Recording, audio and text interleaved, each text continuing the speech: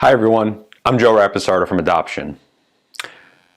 Are you someone whose grandkids or kids might be telling you about this new form of magical internet money?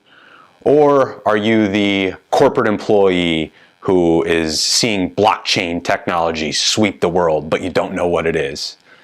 Or are you just someone who wants to learn about Bitcoin but really doesn't want to spend hours and hours and hours reading into what it is, what it's all about, or what it does? Well, in today's video, I'm going to break down in the easiest way that I can what Bitcoin is and what you need to know about it. Stay tuned.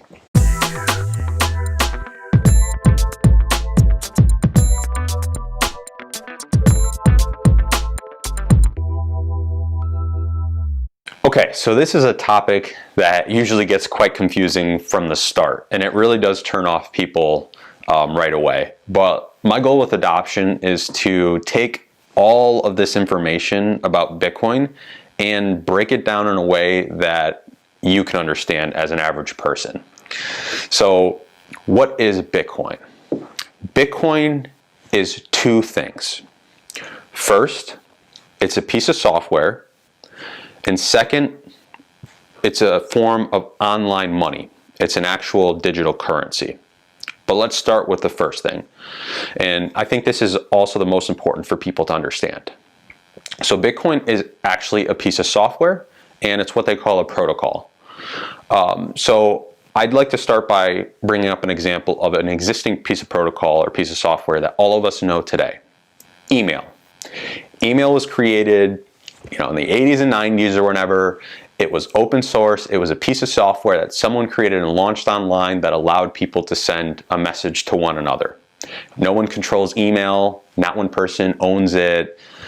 It was launched online, and then all of us were able to download the software and send messages to each other.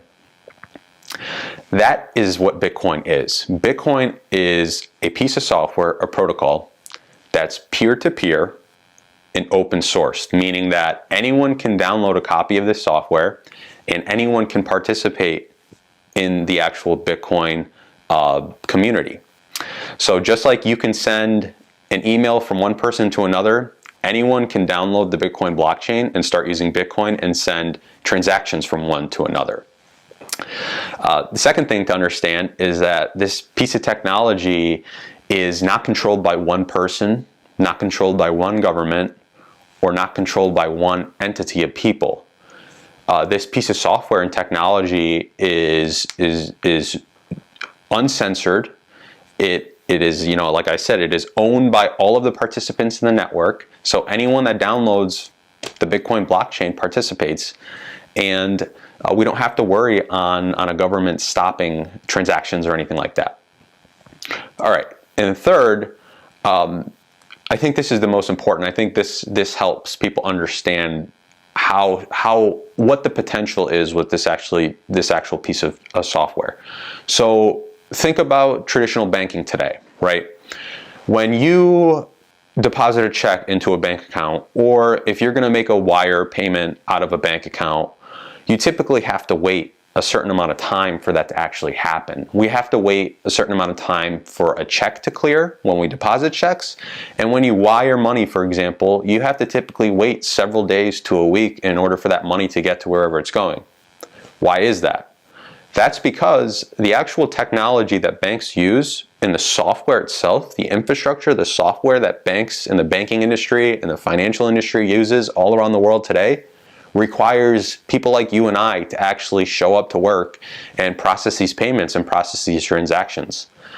With Bitcoin, Bitcoin software is self-serving. Bitcoin software does not need someone showing up to a bank to process a payment. If you send a transaction or a payment with Bitcoin to someone else, and it doesn't matter where they are in the world, it shows up in seconds or minutes, and it happens all on its own within the software.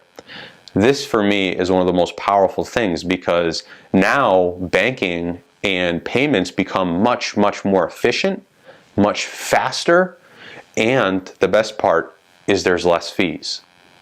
So again, number one, Bitcoin is a piece of software.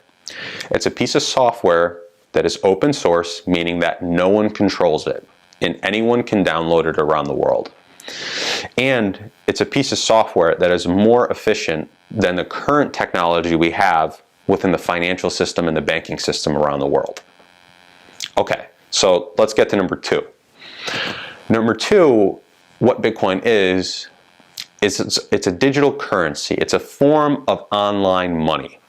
Now, when I start talking about online money to people, I like to try to remind them that, you know, we are living in a digital world now. We are living in a truly digital world, and that is going to be the world we're going to live in. And in that world, you know, the internet, you think about it, the internet has affected every single industry that it's touched, right? And we're now just getting to the point where it's affecting the banking industry and the finance industry. And, you know, the world and the internet deserves a form of native currency that's online. So digital, Bitcoin is a form of digital currency. Now, within the Bitcoin software, so the Bitcoin software is what manages and keeps a record of who owns what Bitcoin. So imagine Bitcoin software as being a bank, right? A bank for everyone.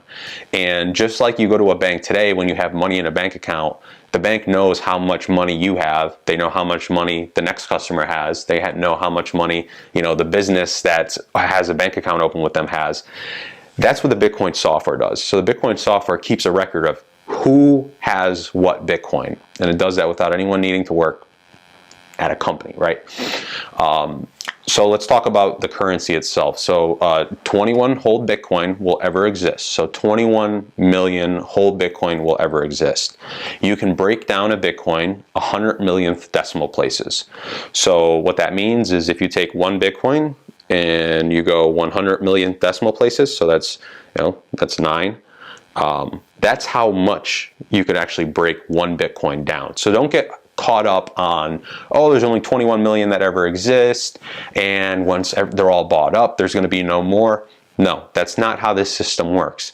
As Bitcoin is purchased and as it's used and as it's adopted, it will actually break down fractions of a Bitcoin. So today, for example, you might be used to, you know, hearing that you can buy one whole Bitcoin, but 10, 20 years from now, if this is adopted and used, and it's looking like it's going to be, you know, that could be not a normal thing. You know, 20 years from now, you could hear about people buying 0.005 Bitcoin or 0.0002 Bitcoin because it's been purchased and used. So you can break one Bitcoin down 100 million decimal places. What else is important about online money? The efficiency. So before I brought up, you know, traditional banking systems, the software, you would have to wait 5 days for a check to clear or wait 5 days for a payment to process. But with Bitcoin, that payment settles instantly. Let me give you an example, and some of you might actually do this. If you've had a family member overseas in another country, so I have family in Italy, so let's just say I have family in Italy, and if you've ever sent money to your family members in another country, you might have dealt with Western Union or MoneyGram or one of these type of intermediaries, right? And with that, you typically have to wait 5 days for a MoneyGram order to show up and get delivered, and it costs you maybe $50 to $100 just to send that transaction. Well, with Bitcoin, you can send that transaction and it'll get to them in seconds or minutes, and it'll be cleared in that time period where they actually have it and they can start using it then. So again, let's bring up the scenario. I have family in Italy. I send my family in Italy $500 a month, and this is theoretical, of course. I send my family members in Italy $500 a month to support them. Traditionally, I might have had to go to Western Union and wire a payment that cost me $100, and it got to my family members in Italy in 1 week's time.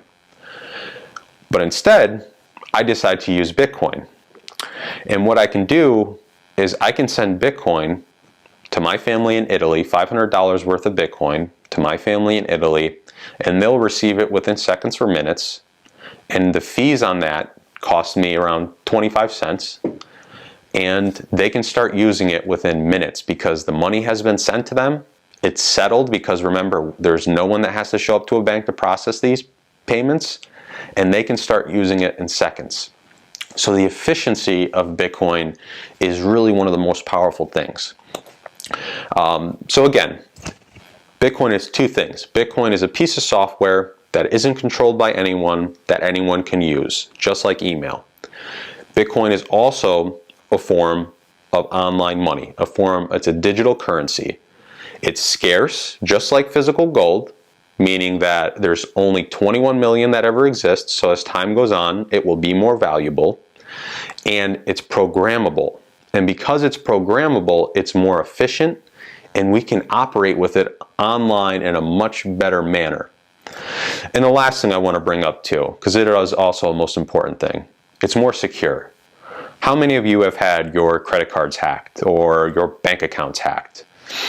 Well, Bitcoin solves this idea of double spend. So that's what double spend really means. So if you've ever gotten a check from someone that's bounced, they wrote you that check, you thought you had the money, but when you go to put it in, process it into your bank account, the money isn't there, right? The person fooled you.